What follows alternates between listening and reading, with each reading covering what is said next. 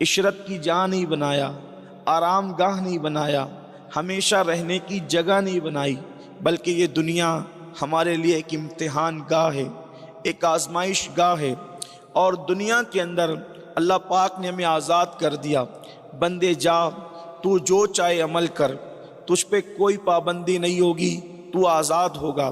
اچھا کرے گا تو بھی تیرے ہاتھ تیرا ساتھ دیں گے، برا کرے گا تو بھی تیرے ہاتھ اور پیر تیرا ساتھ دیں گے۔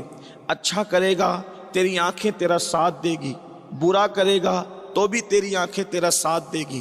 ایسا نہیں ہوگا کہ آنکھیں میں نے دی ہے، اچھا کرے گا تو آنکھیں ساتھ دے گی، برا کرے گا تو آنکھیں بند ہو جائے گی، ایسا نہیں۔ میں تجھے اختیار دیتا ہوں، لیکن ہاں یہ ضرور ہے کہ جب تو دنیا کے اندر میرے دیے ہوئے اعضاء کا استعمال کرنا تو ساتھ ہی ساتھ تو اس کو ذہن میں رکھنا کہ تو دنیا میں جو کرے گا رات کی تاریکی میں کر لے، دن کے اجالے میں کر لے، صبح کر، شام کر، چھپ کے کر، سب کے سامنے کر، ایک دن ایسا میدان سجاؤں گا جسے میدان محشر کہا جائے گا، اور اس دن تجھے اپنی عدالت میں کھڑا رکھوں گا، اور عدالت میں کھڑا رکھ کر میں تجھ سے خود پوچھوں گا، میں تجھ سے خود سوال کروں گا۔ قرآن کہتا ہے اس منظر کو بیان کرتے ہوئے مالک یوم الدین، وہ روز جزا کا مالک ہے۔ دوسرے مقام پر قرآن کہتا ہے ایحسب الانسان ان یترک سدی، کیا انسان یہ تصور کرتا ہے کہ اللہ اس سے حساب نہیں لے گا؟ اللہ اس سے حساب نہیں لے گا، ضرور لے گا، ضرور بالضرور لے گا۔ ایک مقام پر فرمایا فَمَن يَعْمَلْ مِثْقَالَ ذَرَّةٍ خَيْرًا يَرَهُ وَمَن يَعْمَلْ مِثْقَالَ ذَرَّةٍ شَرًّا يَرَهُ۔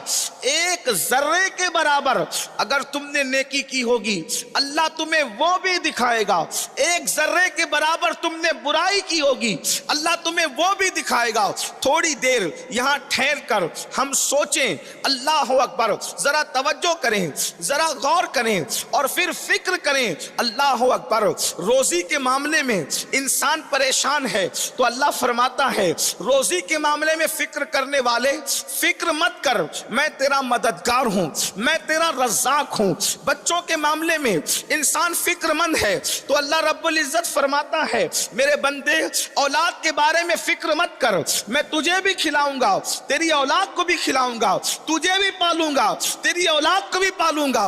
گھر کے بارے میں فکر کرتا انسان، اللہ فرماتا ہے اپنے معاملات میں فکر مت کر بلکہ سارے معاملات مجھے سونپ دے، میں تیرے معاملات کا نگہبان ہوں۔ وَأُفَوِّضُ أَمْرِي إِلَى اللَّهِ إِنَّ اللَّهَ بَصِيرٌ بِالْعِبَادِ۔ اللہ رب العزت کی بارگاہ میں اس کا قرآن خود ہمیں سکھا رہا ہے۔ اللہ فرماتا ہے کہہ دو کہ ہم نے اپنے سارے کام اللہ کو سونپ دیے۔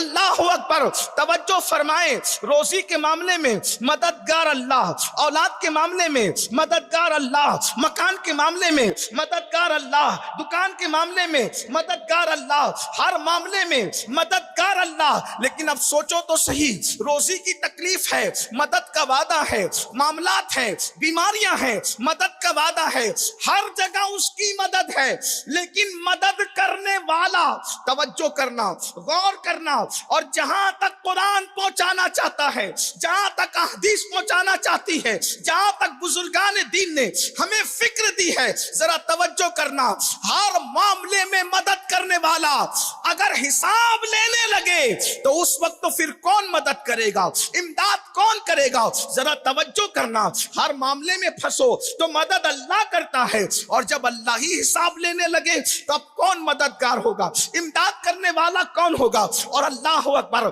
ہر معاملے میں اللہ کہہ رہا ہے فکر مت کر، I'm sure you're the doctor. میں تیری مدد کروں گا۔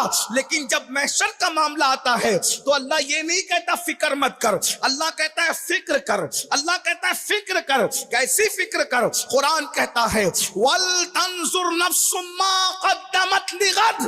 اے ایمان والو، میدان محشر کی فکر کرو کہ اس دن کے لیے تم نے کیا روانہ کیا، اس دن کے لیے تم نے کیا بھیجا. اللہ اکبر. میرے پیارے آقا علیہ الصلوۃ و تسلیم کے پیارے دیوانوں, ذرا غور تو کرو, ذرا سوچو تو صحیح. حساب اللہ لے گا, کوئی فرشتہ حساب نہیں لے گا. اللہ اکبر. کوئی نبی اور رسول ہمارا حساب نہیں لیں گے, اولیاء اور صحابہ ہمارا حساب نہیں لیں گے. حساب لینا کس نے ہے؟ اللہ نے. اور پھر سوچو وہ کتنا دانا ہے. ذرا غور تو کرو مسلمانوں, اگر وہ ہماری نمازوں کے بارے میں پوچھ لے, یعنی ہماری نیکیوں کے بارے میں پوچھ لے, ہم اللہ کو نیکیوں کا جواب نہیں دے سکتے. جب وہ ہمارے گناہوں کے بارے میں پوچھے گا ہم اس کو کیسے جواب دیں گے؟ تھوڑا تصور کرو, اگر پیر ہمارے گناہ کے بارے میں پوچھ لے تو ہمارا سر جھک جاتا ہے, ہم پیر کو جواب نہیں دے سکتے. ابا پوچھ لے گناہ کے اور غلطیوں کے بارے میں, ہم ان کو جواب نہیں دے سکتے. استاد پوچھ لے گناہ کے بارے میں, استاد کو جواب نہیں دے سکتے. اللہ کو کیسے جواب دیں گے؟ اور وہ دن ضرور آنا ہے جس کو محشر کہتے ہیں. اللہ فرماتا ہے اس دن کے لیے کیا بھیج رہے ہو, فکر کرو. اس دن کے لیے کیا بھیج رہے ہو, غور کرو. اب مجھے بتاؤ میرے آقا صلی اللہ علیہ وآلہ وسلم کے دیوانوں اور پونا قرب جوار سے آنے والوں, ذرا توجہ تو کرو. ہم نے آخرت کے لیے کیا روانہ کیا, کیا بھیجا, اور اللہ پوچھے گا. اور اللہ اکبر, کوئی یہ کہنے کی طاقت زبان میں کہاں سے لائے گا کہ اللہ میں نے رات کی تاریکیوں میں زنا کیا تھا. ذرا سوچو تو صحیح. زنا کرنے والے جوانوں سے پوچھتا ہوں, ذرا توجہ تو کرو. پوچھنے والا اللہ ہے, اللہ. اور اللہ کے سامنے یہ کہے گا کہ میں نے زنا کیا تھا. نہ تو کہہ نہیں سکے گا, نہ نہیں کہہ سکے گا. جو کیا تھا ہاں کہنا پڑے گا.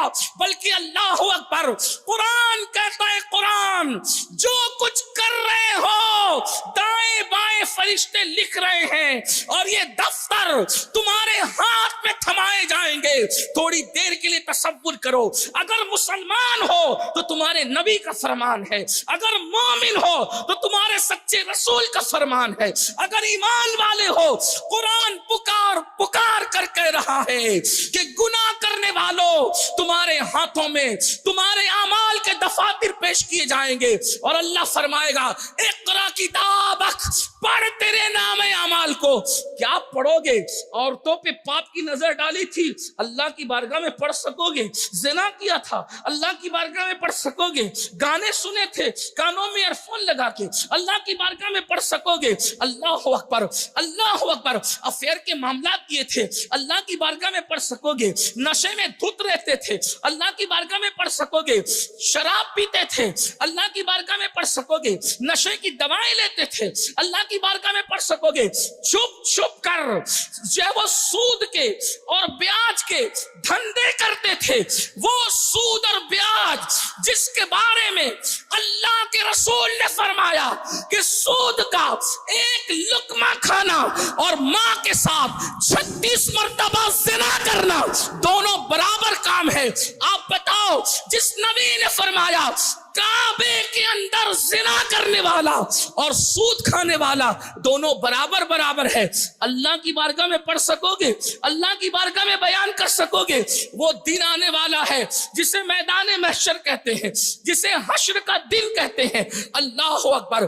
آئیے تھوڑا سا تمہید میں ایک بات اور سن لیں. اتنی بے باک ہو گئی ہے میری قوم, کہتے ہیں مولانا ہم نے تو کلمہ پڑھا ہے, ہم تو ایمان والے ہیں, ہم جنت میں جائیں گے نہیں تو کون جائے گا؟ بڑی معذرت کے ساتھ, بڑی معذرت کے ساتھ, سارا معاملہ تو کلمہ پڑھنے والوں کے ساتھ ہی ہے, اس لیے کہ جنہوں نے نہیں پڑھا ان کا ٹھکانہ تو دائمی طور پہ جہنم ہے. حساب تو ان کو, فکر تو ان کو دی جا رہی. یا ایھا الذین آمنو, ایمان والو, ولتنظر نفس ما قدمت لغد, آخرت کے لیے تم نے کیا بھیجا اس پر غور کرو, فکر کرو. اور آیت کا تیور دیکھیں, دو مقام پر اللہ کے ڈر کا ذکر ہے. یا ایھا الذین آمنوا اتقوا اللہ, ایمان والو اللہ سے ڈرو. ولتنظر نفس ما قدمت لغد, اور اپنی آخرت کے لیے تم نے کیا بھیجا اس پہ غور کرو. پھر اس کے بعد کہتا ہے واتقوا اللہ, اللہ سے ڈرو. ایک آیت کی ابتدا بھی اللہ کے خوف سے سے ہے اور اس کا اینڈ بھی اللہ کے خوف پر ہے. یعنی کہ بندو اللہ سے ڈرتے ڈرتے کچھ بھیجو اور بھیجنے کے بعد پھر بے فکر مت ہو جاؤ, پھر اللہ سے ڈرو. اس لیے کہ اگر تم نے ہزاروں سال نیکیاں کر لی پھر بھی اگر وہ رد کرنا چاہے تو رد کر دے. اور اس نے کسی کے ساتھ مغفرت کا وعدہ نہیں کیا علاوہ الا چند کے جن کے ساتھ کیا ان کے ساتھ مخصوص, لیکن ہمارے ساتھ اس کا کوئی مغفرت کا وعدہ نہیں ہے. اعلان ہے اس کا وَيَغْفِرُ مَن يَشَاءُ, میں جس کو چاہوں گا بخشوں گا. توجہ کرنا, جس کو چاہوں گا بخشوں گا. اور پھر کہتے ہیں وَيُعَذِّبُ. India story is getting more likes than my